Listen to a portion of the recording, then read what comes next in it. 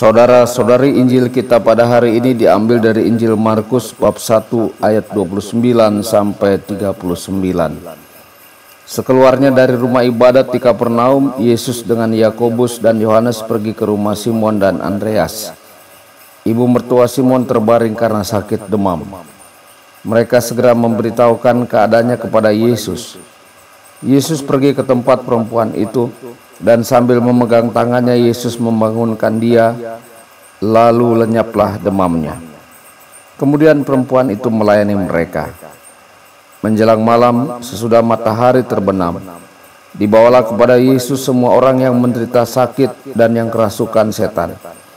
Maka berkerumunlah seluruh penduduk kota itu di depan pintu. Ia menyembuhkan banyak orang yang menderita bermacam-macam penyakit dan mengusir banyak setan. Ia tidak memperbolehkan setan-setan itu berbicara, sebab mereka mengenal dia.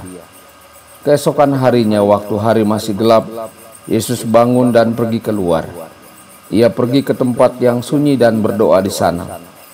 Tetapi Simon dan kawan-kawannya menyusul Yesus. Waktu menemukan Yesus, mereka berkata, "Semua orang mencari Engkau."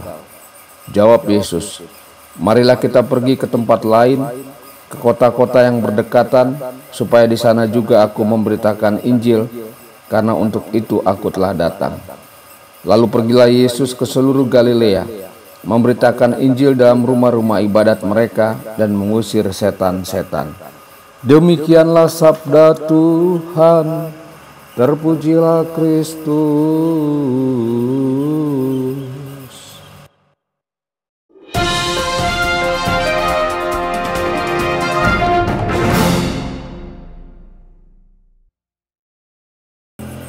Saudara dan saudari terkasih dimanapun Anda berada, jumpa lagi dengan saya Romo Tedens dalam saluran Warta Kabar Sukacita. Semoga Anda semua dimanapun berada senantiasa dalam keadaan sehat dan bahagia. Yesus meninggalkan sinagoga di mana ia baru saja memukau para jemaat dengan pengetahuan ilahinya akan kitab suci dan kuasanya atas roh-roh jahat. Ketika ia memasuki rumah Simon dan Andreas, ia mungkin melakukan hal itu sebagai seorang yang ingin menikmati makanan hangat dan beristirahat. Namun ketika ia mendengar bahwa ibu mertua Simon sedang sakit, ia segera menyembuhkan penyakitnya. Tidak peduli betapa lelahnya dia, Yesus selalu mendapatkan kekuatan dari Bapanya untuk melayani orang banyak. Belas kasihannya kepada semua orang yang ia temui bersinar di sepanjang Injil Markus. Saudara-saudari, ibu mertua Simon diubahkan secara mendasar oleh pengalaman kesembuhannya dari Kristus. Tidak hanya penyakitnya yang hilang, ia juga merasakan keinginan yang kuat untuk menantikan Yesus. Ia menjadi contoh dari respon yang seharusnya kita semua miliki ketika kita secara pribadi berjumpa dengan Kristus di dalam doa, di dalam sakramen-sakramen, dan di dalam diri orang lain. Ketika mujizat hampir berakhir, tersiar kabar di Kapernaum bahwa ada seorang tabib di tengah-tengah mereka.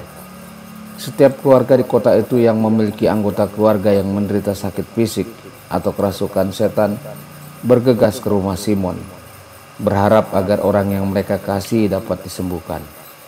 Saudara-saudari, Yesus tidak mengecewakan mereka. Sulit untuk membayangkan betapa besar sukacita yang dirasakan ketika orang-orang yang sakit parah disembuhkan dan orang-orang yang disiksa dan diganggu dibebaskan. Tidak ada yang seperti ini yang pernah tercatat dalam sejarah manusia. Saudara-saudari, kita berkumpul sebagai sebuah komunitas setiap hari Minggu dalam misa. Apakah harapan kita? Apakah kita mengharapkan adanya peningkatan rasa persahabatan Kristiani? Apakah kita mencari kesembuhan, dorongan rohani? Kita bertemu dengan Yesus Putra Allah yang hidup, yang memiliki kuasa tertinggi untuk menyembuhkan dan menguatkan kita. Dia mendorong kita untuk berharap kepadanya. Meskipun hari yang panjang dan penuh peristiwa, Yesus bangun pagi-pagi sekali keesokan harinya untuk menyendiri. Meskipun secara fisik ia telah dikuatkan oleh keramahan ibu mertua Simon, ia membutuhkan sesuatu yang lebih dari sekedar tidur beberapa jam. Ia membutuhkan hubungan dengan Bapanya yang hanya dapat dipenuhi dalam doa. Ketika para rasul menemukan Yesus dan memberitahukannya bahwa semua orang sedang mencari Dia, Ia merespon dengan tujuan yang baru.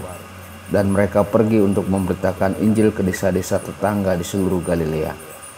Saudara-saudari, jika kita ingin menjadi hamba Tuhan, kita dapat meniru Yesus dengan menjadikan doa sebagai prioritas utama hidup kita. Tuhan Yesus memberkati dan menyertai Anda semua. Sabda Allah adalah kebenaran. Sabda Allah adalah kehidupan. Mari kita mencintainya, mari kita menghayatinya. Ya Tuhan yang ku muliakan, sabdamu angkat resahku.